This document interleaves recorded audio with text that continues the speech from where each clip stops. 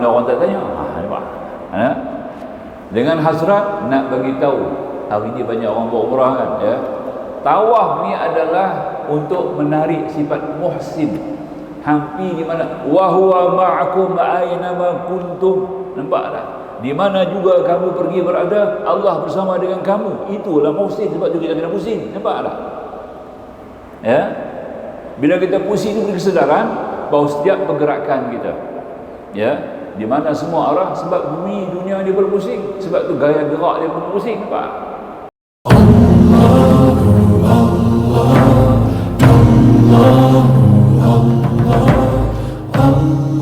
Asyiral hadirin hadirah yang dirahmati Allah, InsyaAllah kita lanjut pada kitab kita muka surat 57, yang ini masuk kepada sifat yang ke-30, Asma'ul Husna, nama Allah yang ke-30, yakni Al-Adlu, adil, ya. Al-Adlu, adil. Antara nama Allah, sifat Allah, yaitu Al-Adlu, yang membawa maksud yang maha adil, yang maha adil, yang sebenar-benar adil. Tidak ada sebarang unsur tidak adil dan cacat, kerana Allah sangat meliputi ilmunya. Keadilan Allah Subhanahu wa taala membawa arti keseimbangan, kesempurnaan, tertib, teratur, berjalan dengan begitu rapi. Itu artinya adil.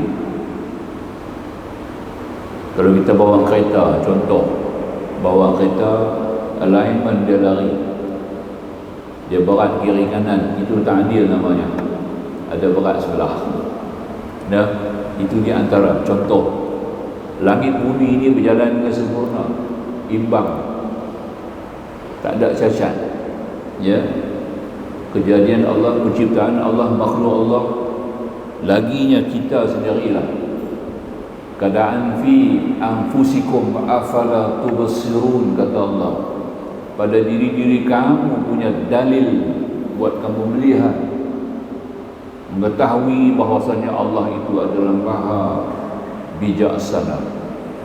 Ini berarti bahawanya keadaan kita sendiri, tubuh jasad kita sendiri yang begitu serapi, kedua mata kita, kedua telinga kita, ya, badan kita, anggota kita, jasad kita, ruh kita, ya, berjalan dengan rapi. Kalau tak rapi itu kita yang sakit, ada pasal, ya. Mata kita dua belah, telinga kita dua belah, kiri kanan. Allah adilkan dengan tertib, dengan sesuai. Perubahan berlaku adalah di atas sebab kita, kerana kita sendiri tak jaga kesihatan, kita tak ambil tahu kesihatan, ya, maka jadi masalah. Keseimbangan pada diri kita hilang. Tapi Allah tetap adil. Adil apa di sini? Antaranya melaksanakan sunnah Allah itu sentiasa berjalan di atas makhluk dia. Sunnah Allah ni peraturan, berjalan sentiasa di atas makhluk. La tabdila sunnatillahi tahwila, Al-Quran kata. Maka tidak akan ada bergeser, berubah sunnah Allah, ya, dengan sebarang perubahan, kerana Allah yang pegang sunnah. Artinya segala peraturan perjalanan alam, pentadbiran alam ini adalah bawah sunnatullah. Jadi sunnah Allah ini berjalan dengan rapi, kita akan melihat itu sebagai contoh. Maka itu Allah, kita kena contohi sifat Allah. Kewajiban kita umat Islam, orang yang beriman kepada Allah, mencontohi sifat Allah, iaitu Al-Adil. Cukup susah bukan nak jadi adil, ya. Nak jadi adil ni bukan senang. Banyak sudut, banyak aspek yang kita kena lihat pada segi adil. Adil pada diri kita, adil pada keluarga kita, adil pada masyarakat kita, adil kepada amalan kita. Sampai ke situ, ya. Banyak sudut perkara yang kita kena adilkan, barulah kita akan dapat. Antara sahabat Nabi radhiyallahu ta'ala anhu yang Rasulullah sendiri sebut dia sebagai seorang yang adil, Yang Sayyidina Umar Ibn Khattab. Sayyidina Umar Ibn Al-Khattab, dia ni adalah seorang sahabat Nabi yang cukup adil. Dengan kerana adil, dia boleh perintah malaikat, dia boleh perintah malaikat. Itu dia. Kita biasanya malaikat ni Allah, dia akan terima perintah daripada Allah. Malaikat akan jalan urusan dengan perintah Allah. Sebab itu Tuhan sebut la ya'sun Allah. Mereka tidak akan derhaka kepada Allah. Mereka tidak akan melawan Allah. Mereka patuh kepada Allah 100%. Tapi Allah izinkan pula antara manusia yang terpilih boleh, ya, boleh memerintah kepada malaikat. Mana sampai pada tahap itu umat Nabi Muhammad sallallahu alaihi wasallam sendiri diberikan Allah kekuatan boleh memerintah para malaikat. Kalau malaikat servis untuk kita, malaikat berkhidmat untuk kita. Sebab itu kita boleh perintah dia. Ya, yang kata sujud malaikat kepada Adam itu artinya malaikat memberikan khidmat kepada manusia sepanjang zaman. Maka justru itu apa yang boleh kita ambil kira, sekiranya kalaulah, ya, kalau sekiranya Allah Ta'ala mengizinkan manusia memerintah malaikat, itu artinya manusia yang adil. Sifat adilnya paling penting sekali. Jadi usulnya sebagai kita mencontoh sifat adil, pertama sekali kita kena adil kepada diri kita. Ya, di mana diri kita ini telah ditaklifkan dengan beberapa taklif perintah-perintah syarak. Contohnya kita diperintah untuk mengimani Allah, mentauhidkan Allah. Adil pada diri kita adalah menyingkirkan kesyirikan.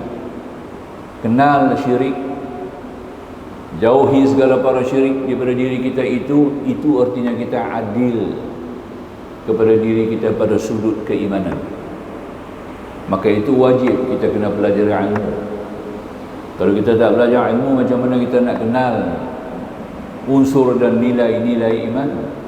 Bagaimana kita nak melakukan introspeksi, muhasabah kepada keimanan kita?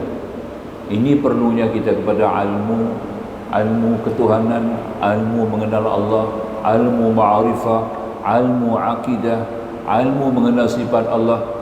Antara inilah yang kita mengaji ini, nama-nama Allah. Asma'ul Husna, 99 nama Allah dedahkan dalam Al-Quran. Kita tak ambil tahu, memang kita bukan hamba Allah. Itu paling jelas. Sebab kita tak mau kenal Tuhan kita. Itu adalah suatu yang dalam bahasa Melayu dia panggil durjana.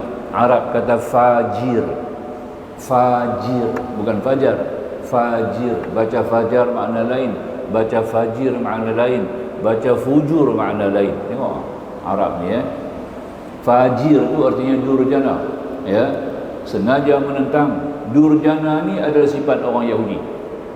Durjana ni adalah sifat orang-orang Yahudi dan Tuhan. Atau kita nak kena pelihara. Maka itu kalau Allah dah dedah nama dia 99 Al-Quran, kita tak mau ambil tahu apa artinya, ya.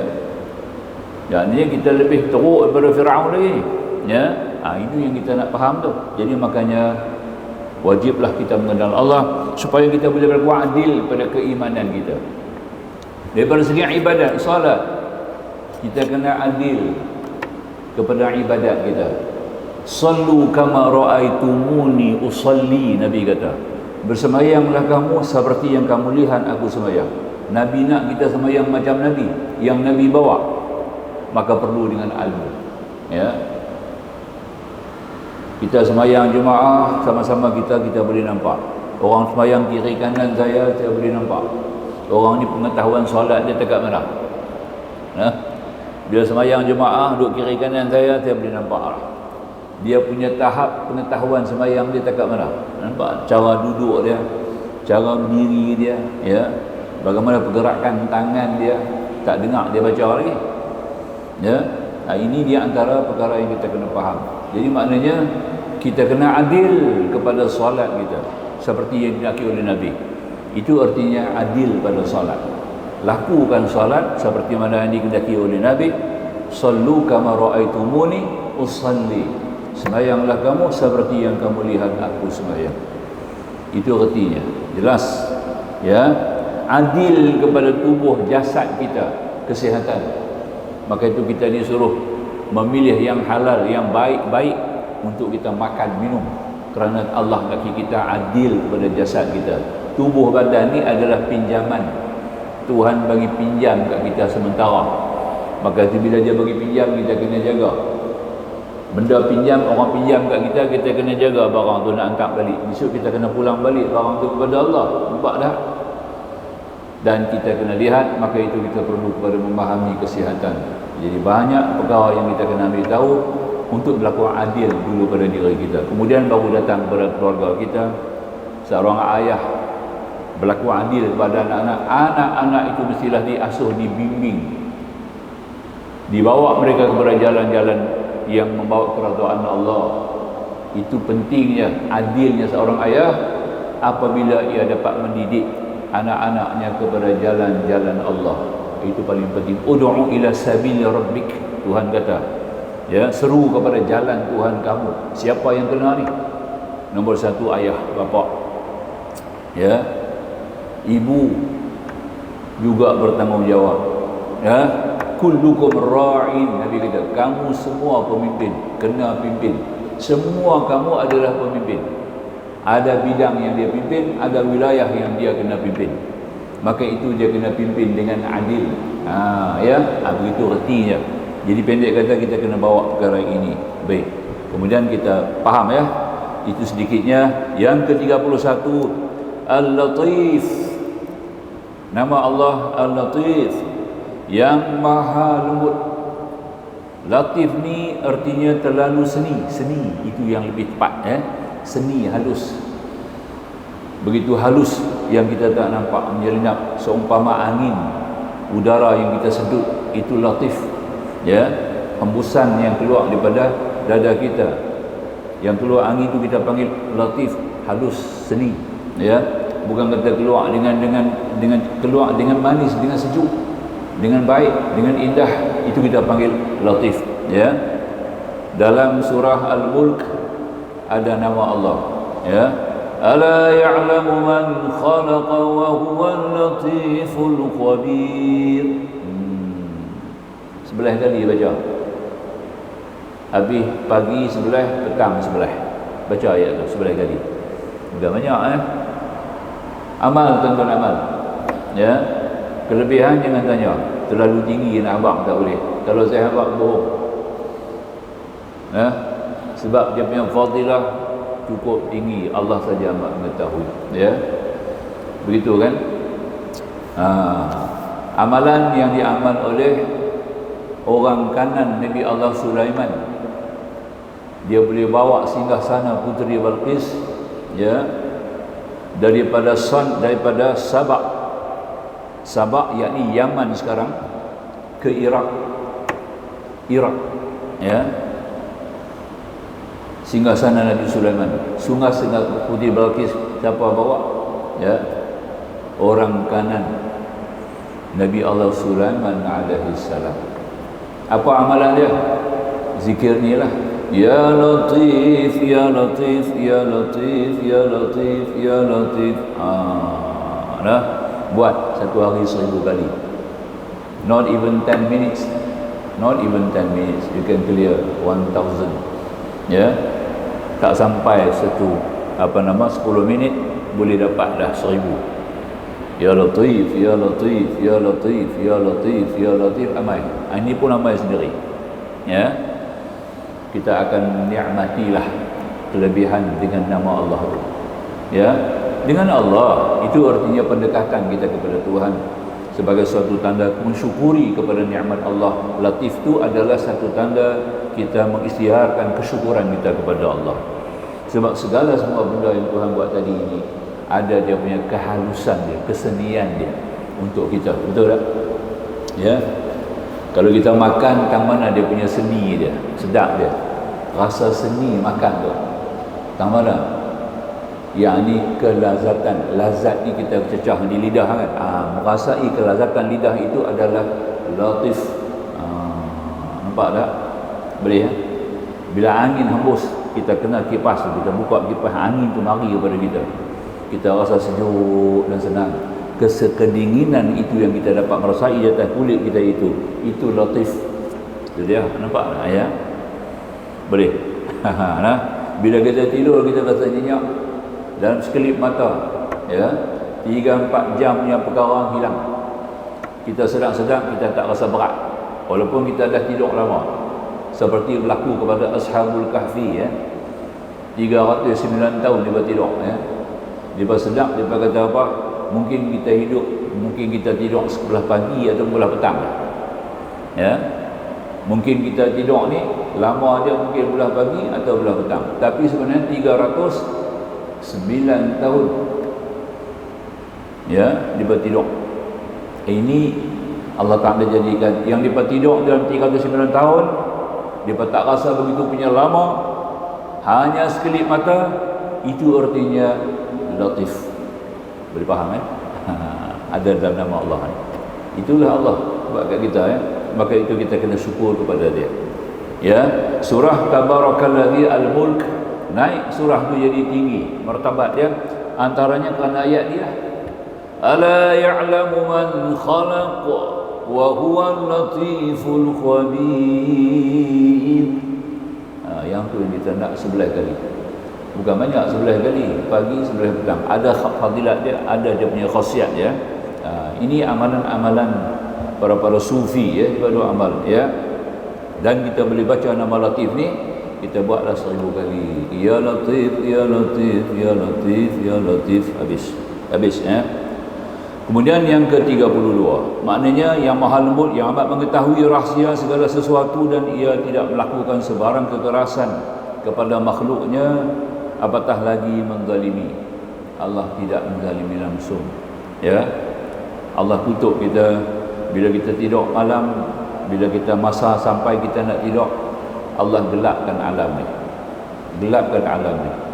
ya, supaya memberikan suatu keselesaan, kehalusan kepada ruh kita, kepada saraf-saraf kita. Bila kita tidur malam, itu kita panggil latif. Sebab tu tidur kena dalam gelap, tak boleh tidur yang cerah. Tidur kena gelap, kena tutup. Tambah-tambah kalau orang ada penyakit macam kanser, ya, penyakit kanser, ya. Kalau orang ada penyakit kanser ni, dia tidur jangan pakai lampu, nampak tak? Dan kalau boleh jangan banyak sangat terdedah kepada cerah, ya. Ini sedikit kelebihan, ya. Dan kurang makan. Satu, ya. Kedua, kalau boleh gula, garam ni kita kurang sangat-sangat. Ini bagi orang penyakit kanser, ya. Kurang makan. Kalau abah sebaik banyak puasa Nabi Allah Daud. Orang kanser nak sembuh, rawatan secara langsung, secara maya kita panggil. Nah, pasal tak pakai ubat, ya. Rawatan maya kita panggil, ya. Apa dia? Puasa Nabi Daud, garanti. Itu dia. Ini bukan teori tau, garanti. Kalau orang ada kanser macam mana berat sekalipun, kecuali kalau dah sampai stage 4 lah. Kalau kanser dah sampai stage 4 tu berat sikit lah. Kalau belum sampai stage 4, ya, dia puasa Nabi Allah Daud, confirm, nampak tak? Ya, dia akan sembuh dan pulih. Ya, sehari puasa, sehari buka, sehari puasa, sehari buka, sehari puasa, sehari buka. Sama lagu puasa Rasulullah juga. Rasulullah pun 1 bulan 15 hari kita puasa, ya. 1 bulan kita puasa 15 hari, ya. Kalau kita puasa Nabi, ya. 2 hari seminggu 2 hari. Hari ni kita puasa ni, hari Khamis hari ni kita puasa. Isnin kita puasa, Isnin Khamis. Makna kata 1 bulan kita dah ada 8 hari. Betul tak? Tengok tu, ya. Kemudian 3 hari sebulan. 3 hari sebulan, ya. 3 hari sebulan dah sampai 11 hari. Ada 4 hari lagi. Nah, 4 hari lagi. 4 hari lagi kita ambil puasa awal bulan. Nampak tak? 2 hari. Akhir bulan 2 hari. Nampak tak? 15. Ini pun lagu video juga. Tidur sehari puasa, sehari buka, 15 hari. Betul? Tapi dalam keadaan kaedah hanya saja berbeza, ya, betul tak? Jadi kalau kita tak buat puasa Nabi Daud, kita ikut puasa Nabi lah. Isnin, Khamis, Isnin, Khamis, Isnin, Khamis, ambil 3 hari tengah bulan, 2 hari awal bulan, 2 hari hujung bulan. Nampak tak? Jadi kan? Kita akan dapat jaminan kesihatan, sebab tubuh badan ni, jasad kita semuanya ini, dia patuh kepada Allah, dia ikut sunnah Allah, dia bukan ikut kita. Jadi kalau kita buat cara yang Allah suruh puasa, dia akan patuh, nampak? Itulah, itu antaranya lagi lah. Itu kita ambil ya Latif. Kemudian yang ke-32, Al-Khabir. Al-Khabir, Khabir ni mengawasi, ya, monitor. Orang putih kata monitor kita. Ini artinya Al-Khabir, yang maha mengetahui. Allah yang maha mengetahui segala tersembunyi, sehingga perkara yang tidak tercapai oleh panca indera manusia. Al-Khabir, ya, itu sebagai satu sifat yang boleh kita sebutkan juga sebagai mengawasi. Dia macam CCTV tu, ya. Al-Khabir ni lebih kurang lagu CCTV lah, tapi CCTV tak habaq, dia ambil gambar saja, dia tak habaq nama orang tu, ya. CCTV tengah gambar, dia tak habaq orang tu siapa, duduk di mana, bangsa apa, nampak tak? Ya. Dia tak beritahu nama pun, tak bercakap, ya. Kelemahan kita. Allah punya khabir lah. Khabir Allah tadi artinya sampai ke lintasan hati, sampai kepada pemikiran terlintas, diawasi oleh Allah. Itu dia, nampak tak? Boleh faham Itu halusnya. Jadi maka itu kita mesti mencontohi sifat khabir, iaitu kita kena sentiasa menanam dalam diri kita satu sifat yang paling penting sekali. Sifat ni kalau tidak ada, tuan-tuan, sembahyang kita memang tak khusyuk, bohong. Nah, kalau tak ada sifat ni, memang kita sembahyang kosong. Saya tak kata lah tak sah, sah tu fiqah, ya.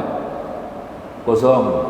Perhubungan kita dengan Allah putus, tak ada kontak.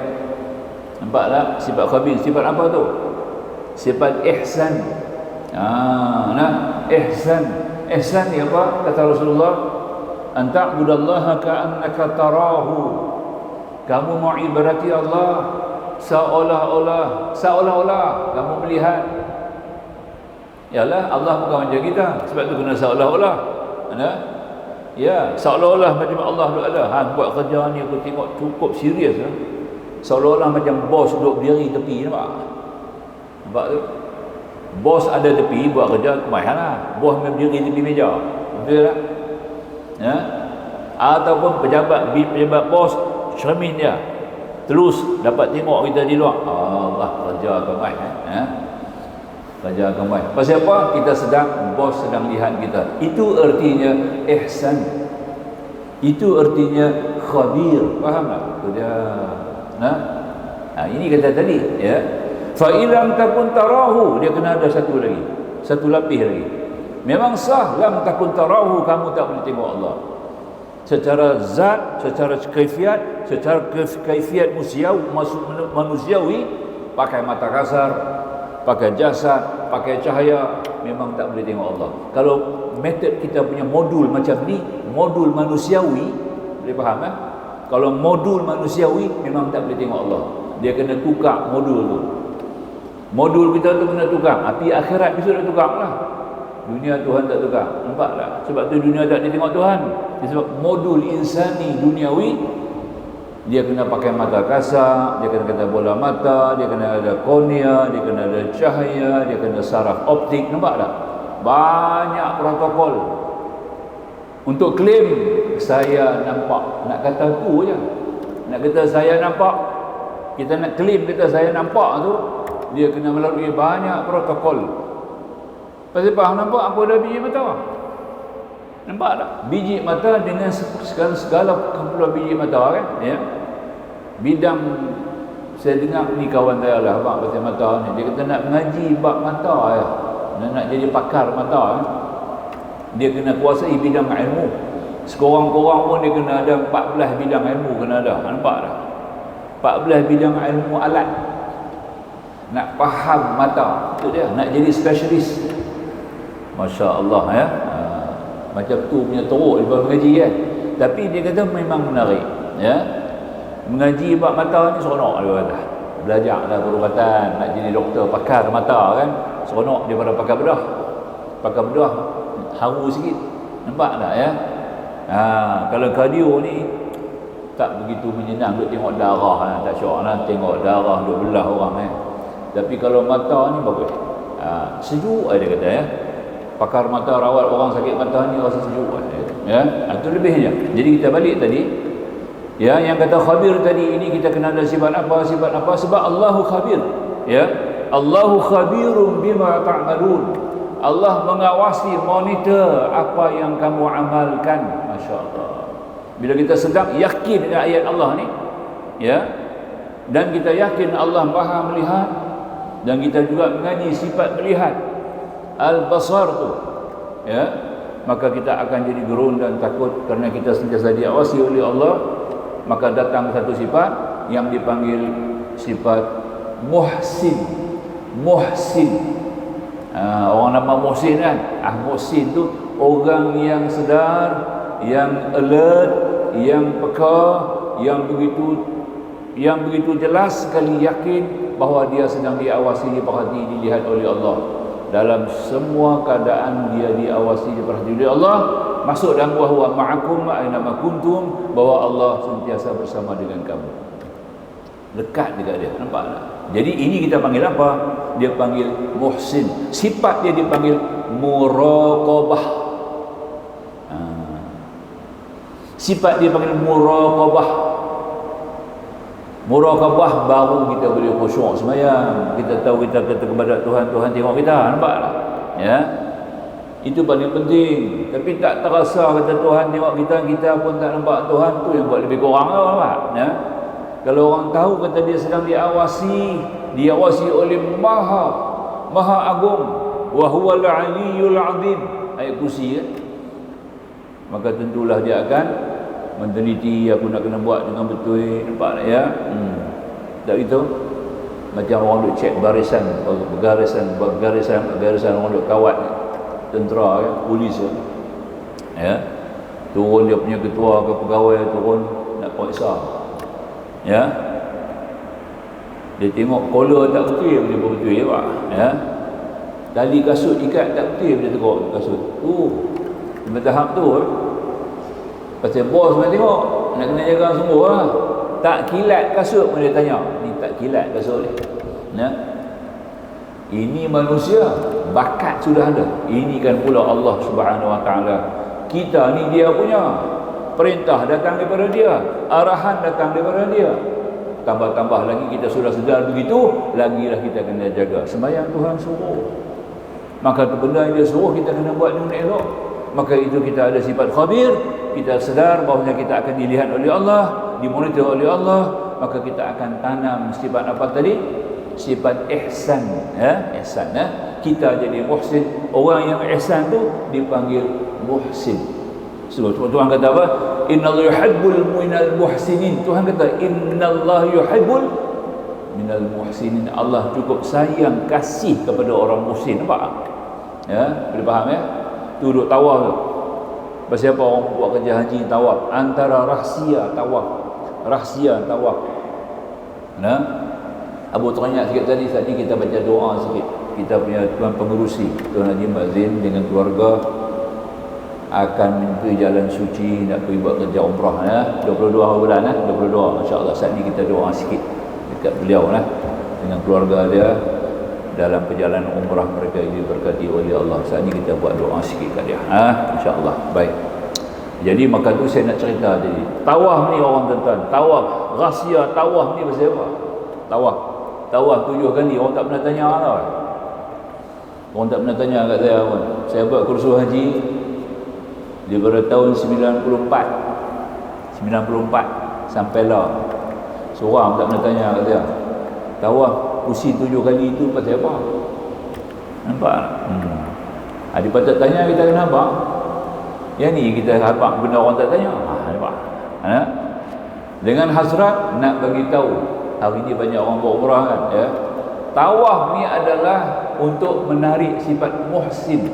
Hampi di mana? Wa huwa ma'akum aina ma kuntum. Nampak tak? Di mana juga kamu pergi berada, Allah bersama dengan kamu. Itulah muhsin. Sebab tu kita kena pusing. Nampak tak? Ya. Bila kita pusing itu kesedaran bahawa setiap pergerakan kita, ya, di mana semua arah, sebab bumi dunia dia berpusing. Sebab tu gaya gerak dia pun pusing. Nampak? Dia tak jalan terus, berpusing. Tawaf tu pusing sebab dunia berjalan pusing. Alam langit berjalan pusing. Nampak tak? Maka tu Allah tunjuk kepada kita, di mana juga kamu bergerak, di mana kamu berada, ya, kamu diawasi oleh Allah dan kamu mesti sedar bahawa kamu sedang berhadapan dengan Allah, bersama dengan Allah. Itu artinya tawaf 7 kali. Nampak tak? 7 lah, dia tak kata sebuah betul. Lagi banyak tawaf lagi baik. Sebab tu orang buat kerja haji, Nabi ada anjur hadis. Satu hadis Nabi anjurkan dalam riwayat Imam At-Tirmizi, ya, man tafa bil baiti 50 marratan, Nabi kata. Ini hadis sahih ni, riwayat At-Tirmizi, dalam Sunan At-Tirmizi. Nabi kata, ya, Tuan Jizin dapat peluang hadir di Mekah tu, ada kesempatan buat tawaf banyak-banyak. Tawaf ni ya, Nabi kata, man tafa bil baiti 50 marratan. Nampak tak? Ya, kharaja zunuhu kayama walahu ummuhu. Nabi kata, barang siapa tawaf Baitullah 50 kali. Nabi kata 50 kali. Nampak tak? Bukan 50 pusing. 50 marratan, bukan 50 ashwatun. Nampak dia baca ashwat. Ashwat tu pusing. Ya, marratan tu kali. Satu kali 7 lah. Satu kali 7. 50 kali 350 rounds. Tu dia orang putih kata. Nah. 350 pusing. Barang siapa tawaf Baitullah 350 pusing, kharaja zunub, maka keluar dia punya dosa, keluar. Ya, seperti mana baby yang baru keluar pada perut mak, bersih, tak ada dosa. Itu dia. Nampak tak? Ya? Itu dia lah. Jadi kita yang bukan penduduk Mekah, tawaf tu nombor 1. Sembahyang sunat tinggal, ganti dengan tawaf. Nampak tak? Tapi sembahyang sunat qabliyah ba'diyah buatlah. Qabliyah ba'diyah buat, jangan tinggal. Sunat-sunat lain, sunat witir, sunat tahajud, sunat duha, ganti dengan tawaf. Nampak tak? Waktu duha, orang sembahyang duha, kita tawaf. Tapi bukanlah tawaf duha pula. Niat tawaf duha kacau lah. Aku tawaf sunat. Waktu sembahyang duha tu, kita guna waktu duha pagi tu, kita tawaf. Bangun malam orang sembahyang tahajud, kita ganti dengan tawaf. Itu dia, nampak? Itu dia. Ya. Ini dia lah, dia kata, yang kita buat. Sebab kita bukan penduduk Mekah. Kalau kita memang anak watan penduduk Mekah, sembahyang sunat penting lagi pada tawaf. Nampak tak? Kita yang bukan penduduk Mekah, tawaf tu penting, lebih penting daripada sembahyang sunat. Itu kena tahu hukum dia sikit, hukum fiqah ni, buat fiqah. Nampak? Buat fiqah ni. Dia pandai kata kita perbanyakkan tawaf untuk nak dapat muhsin ni. Maka 50 kali kita boleh tawaf. Tapi kata ulama, 50 ni sepanjang hayat. Sepanjang hayat dia dapat lakukan tawaf 50 kali. Jadilah. Nampak tak? Kalau kita tak buat dalam satu musim, satu ketika, tapi kita buat buncit-buncit. Berapa kali pergi Mekah, berapa kali buat umrah. Nampak tak? Banyak tahun kita pergi kan. Jadi semua ketika masa tu, ketika kita mula sampai ke Mekah, sampailah kita meninggal, sepanjang hayat kita itu sempat kita melakukan 50 tawaf, orang ini diampun dosanya oleh Allah seperti bayi yang baru lahir keluar daripada perut ibu. Itu kena habaq dia punya kelebihan sikit. Itu tuan nampak. Jadi perbanyakkan tawaf. Dia tawaf tu untuk menghadirkan sifat ihsan, supaya kita dapat rahsia ihsan kita. Nampak tak? Ya? Itu paling penting sekali kita nak faham. Sebab amalan-amalan tawaf ini sudah kita lakukan. Kita semua ada tawaf dah tuan-tuan. Kita semua manusia dan jin sudah tawaf kepada Allah dalam satu tempoh yang cukup lama. Kita tak tahu berapa lama.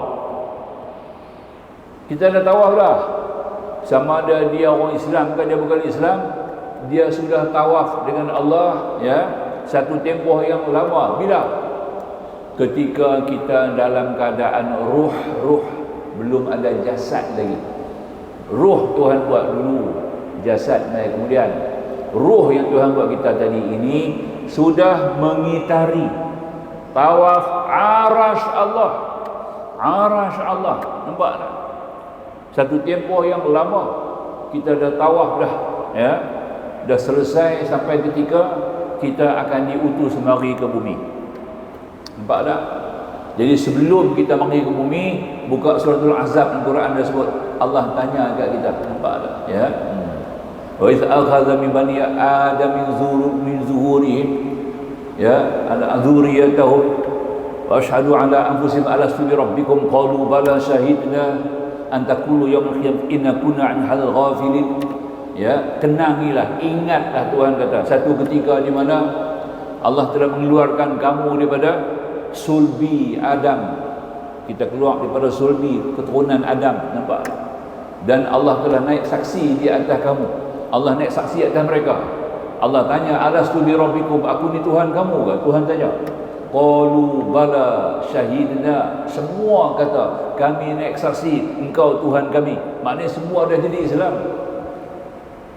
Semua jadi Islam dah asal mula, nampak? Ya. Kemudian kita turun mari ke bumi, nampak? Mari ke bumi tempat gelap. Sebab tu tiap-tiap budak bila keluar perut menangis. Kena transfer, hubud bukan transfer, bukan kita kena buang. Hubud daripada alam arwah turun kepada alam jahir, alam dunia, alam zulumah, nampak tak? Sebab tu semua baby keluar daripada perut dia menangis. Sebab bin transfer ke tempat yang paling rendah. Sebab di sinilah banyak kegelapan. Ada 4 benda dua halang kita di sini, maka kita jadi gelap. Maka tu Allah turun Quran, hantar Nabi Muhammad SAW untuk mengingatkan kita kembali bahawa kita ni adalah Muslim. Nampak tak? Ya, semua kita ni Muslim asalnya, tapi dah turun ke bawah lupa. Dah masuk jasad kasak ni, jasad bumi kasak tanah ni, kita jadi lupa kepada asal kita, ya.